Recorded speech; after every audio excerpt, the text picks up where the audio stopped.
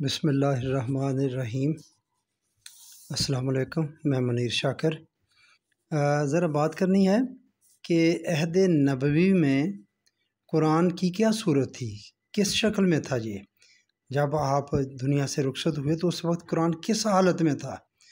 तो ये बहुत बड़े मुफक्कर और मुफस्सर उनसे ये मनसूब है बातें कि ये उस वक्त ये एक थैले की शक्ल में मस्जिद नबवी में पड़ा हुआ था, हड्डियों पर लिखा हुआ, पत्तों पर, ठीकरियों पर और कुछ खाल के चीज़ों पर, खाल के ऊपर, और इस तरह एक थैले की शक्ल में ये कुरान पाक वहाँ पड़ा हुआ था। तो इस पर ज़रा बात करते हैं। ए रसूल सल्लल्लाहु अलैहि वसल्लम, ये सूरत माइदा है, 67 नंबर 67 नंबर इसकी आयत है। बल्लिग मा उनज़िला अलैका मिन रब्बिक। ए रसूल सल्लल्लाहु अलैहि वसल्लम, इस ज़ाब्ता हयात को जो तुम्हारे रब की तरफ से तुम पर नाज़िल किया गया है तमाम इंसानों तक पहुँचा दो। ये है आयत का मफ़हूम। क्या आप सल्लल्लाहु अलैहि वसल्लम ने पैगाम खुदाबंदी लोगों तक पहुँचाने के लिए सिर्फ़ ज़बानी हिफ्ज़ पर ही इक्तफ़ा किया? क्या उस वक्त तौरात और अंजील भी खजूर के पत्तों, हड्डियों और ठीकरियों वगैरह पर एक थैले की सूरत में मौजूद थी? ये नोट करने वाली बात है कि उस वक्त उनकी क्या हालत थी। वो भी उस वक्त मुक़द्दस किताबें थीं, अब भी हैं, लेकिन वो ज़ाहिर तहरीफ शुदा हैं। यकीनन ऐसा ना था। फिर कैसे मुमकिन है कि आप सल्लल्लाहु अलैहि वसल्लम कुरान को एक किताब की बजाय ऐसी चीज़ों पर लिख कर एक थैले की सूरत में उम्मत को देकर जाते? अब कुरान की अपनी शहादत देखिए, कुरान क्या कहता है। ये सूरह तूर है, शुरू ये होती है व तूरे व किताब में मस्तूरिन। कसम है तूर की और कसम है किताब की जो लिखी हुई है फ़ी ज़क्किम मनशूरिन। यहाँ तर्जमा जो किया कुरान आसान तहरीक वाले, खुले और आँख में। ये लफ्ज़ गौर तलब है। ज़क्किन, ज़क्किन ये है खाल को छील कर बनाया गया कागज़, उसको ज़क्किन कहते हैं। अरबी लोग जो ऐसी दस्तावेज़ जिसको परमानेंट तौर पर रखना चाहते थे तो उसको इस पर, ये जो खाल से छील कर कागज़ बनाया जाता था, उस पर लिखते थे। तो ये कुरान खुद कह रहा है कि ये इस पर लिखी हुई किताब है, मंशूर किताब, ये इस पर ज़क्किन पर लिखी हुई ये किताब है।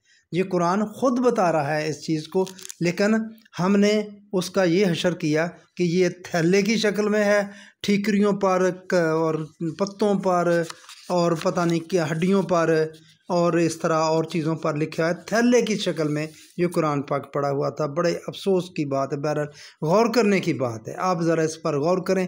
ये सूरत तूर के पहली 2-3 आयत और ये जो बात फ़लसफ़ा बयान हुआ है, लफाजी की गई है, इस पर भी ज़रा देखिए ऐसा क्यों किया जा रहा है।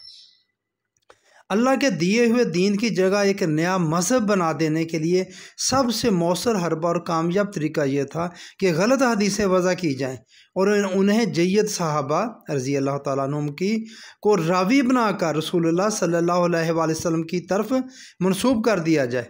लेकिन अहादीस पर सबसे बड़ा एतराज़ ये वारद होता था कि अगर ये भी दीन थी तो रसूलुल्लाह सल्लल्लाहु अलैहि वसल्लम ने कुरान की तरह इनका भी कोई मुस्तनद मजमुआ लिखवा कर उम्मत को क्यों ना दिया। ये काम ना हज़रत अबू बकर रज़ी अल्लाह तआला अन्हु ने किया, ना उमर ने किया, ना उस्मान व अली रज़ी अल्लाह तआला अन्हुम ने किया। इस मुश्किल, यहाँ थोड़ी सी बात करूँगा, बिदअत का फतवा देने वालों को इस काम पर भी कोई फतवा देना चाहिए। वो काम बिदअत उसे कहते हैं, ये उलमा से पूछ लें, कि जो ना नबी ने किया हो और ना अल्लाह की तरफ से कोई हुक्म हो और ना सहाबा ने किया हो, तो वो काम जो होगा उसको बिदअत कहते हैं। इस मुश्किल का हल ये सोचा गया कि ख़ुद कुरान के मतलब ही ये ख्याल फैला दिया जाए कि रसूलुल्लाह सल्लल्लाहु अलैहि वसल्लम ने इसे भी महफूज शक्ल में उम्मत को नहीं दिया था, थैले की शक्ल में ये इस तरह दिया था। चुनांचे इस मकसद के लिए उन्होंने अहादीस वज़ा की और इनकी तशहीर कर दी। ये रवायतें सहासिता और दूसरी मुस्तनद कुतुब रवायात में मुंतशर तौर पर मौजूद हैं। ये बात चलती रहेगी। आपको छोटी सी बात बताऊं, ये पत्तों पर लिखने वाली बात हम शियों पर इल्ज़ाम लगाते हैं। वो कहते हैं कि बकरी खा गई कुरान के कुछ पारे, तो हमारा भी यही कीदा है अहले सुन्नत का।